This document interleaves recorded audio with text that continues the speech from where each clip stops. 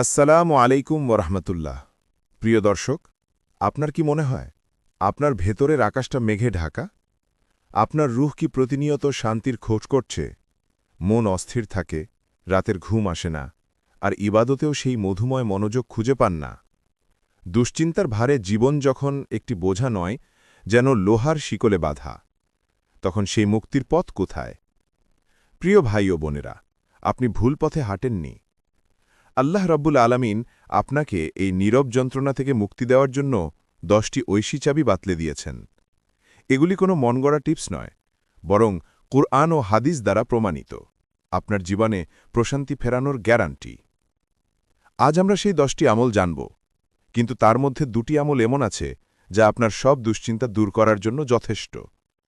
সেই গ্যারান্টিযুক্ত চাবি দুটি জানতে হলে আপনাকে অবশ্যই ভিডিওটি শেষ পর্যন্ত দেখতে হবে। চলুন শুরু করি সেই যাত্রা, ভিতরের পরিবর্তন দিয়ে। দুশ্চিন্তা দূর করতে হলে সবার আগে আপনার দৃষ্টিভঙ্গি পরিবর্তন করুন। 1. তাকদীরে পূর্ণ আস্থা। ভালো মন্দ যা ঘটে তা আল্লাহ ইচ্ছায়। আল্লাহ যা করেন ভালোর জন্যই করেন, এই বিশ্বাস অন্তরে গেঁথে নিন। আল্লাহ তাআলা পবিত্র কোরআনে বলেছেন, আল্লাহ তোমাদের ক্লেশ দিলে তিনি ছাড়া তা মোচনকারী আর কেউ নেই। সূরা ইউনুস 107। 2. পরকালীর বিপদের কথা স্মরণ করুন। দুনিয়ারই কষ্টগুলোকে নগণ্য করে দেখুন। আপনার এই সামান্য কষ্ট হয়তো পরকালের ভয়াবহতা থেকে মুক্তির কারণ হয়ে দাঁড়াবে।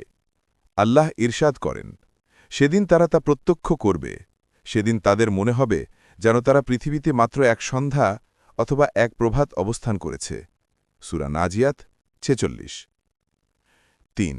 চিন্তার মোড় ঘুরিয়ে দিন, হতাশ হওয়া বন্ধ করুন। কষ্টের পর স্বস্তি আসবেই। আল্লাহ বলেছেন, নিশ্চয়ই কষ্টের সাথে স্বস্তি রয়েছে। সূরা আলাম নাশরাহ 6।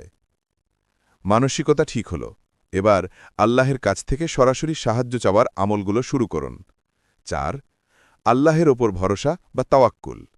আর যে আল্লাহের ওপর ভরসা করে, আল্লাহ তার জন্য যথেষ্ট। সূরা তালাক 3। আপনার ধারণা যেন সর্বদা ইতিবাচক হয়। 5. ধৈর্য ধারণ বা সবর। সবর করুন, নিশ্চয়ই আল্লাহ ধৈর্যশীলদের সঙ্গে আছেন। সূরা বাকারা 153। যখন আল্লাহ আপনার সঙ্গে, তখন আর কিসের ভয়? 6. সালাত পড়ুন। দুশ্চিন্তা দূর করার সবচেয়ে কার্যকরী ব্যবহারিক আমল হল সালাত। রাসূলুল্লাহ সাল্লাল্লাহু আলাইহি ওয়াসাল্লাম দুশ্চিন্তায় পড়লে সালাতে মগ্ন হতেন। এখন শুনুন সেই 2টি গ্যারান্টিযুক্ত চাবির সম্বন্ধে, যা আপনার সব দুশ্চিন্তা দূর করার জন্য যথেষ্ট। 7. বেশি বেশি ইস্তেগফার করুন। এটি শুধু গুনাহ মাপ নয়, বরং রিজিক ও দুশ্চিন্তা দূর করারও উপায়। রাসূলুল্লাহ সাল্লাল্লাহু আলাইহি ওয়াসাল্লাম বলেছেন, যে ব্যক্তি নিয়মিত ইস্তেগফার করবে, আল্লাহ তার সব সংকট থেকে উত্তরণের পথ বের করে দেবেন, সব দুশ্চিন্তা মিটিয়ে দেবেন। আবু দাউদ। প্রতিদিন 100 বারের টার্গেট নিন। 8. অধিক হারে দুরুদ পড়ুন। এটি হল দুশ্চিন্তা দূর করার সবচেয়ে নিশ্চিত আমল। রাসূল সাল্লাল্লাহু আলাইহি ওয়াসাল্লাম বললেন, তাহলে তো তোমার চিন্তা মুক্তির জন্য তা যথেষ্ট হয়ে যাবে, আর তোমার গুনাহ মাফ করা হবে। তিরমিজি। আপনার নিত্যদিনের জিকির হিসেবে দুরুদকে যুক্ত করুন। দুশ্চিন্তা থেকে বাঁচার শেষ 2টি কার্যকরী আশ্রয়। 9. পরামর্শ করা।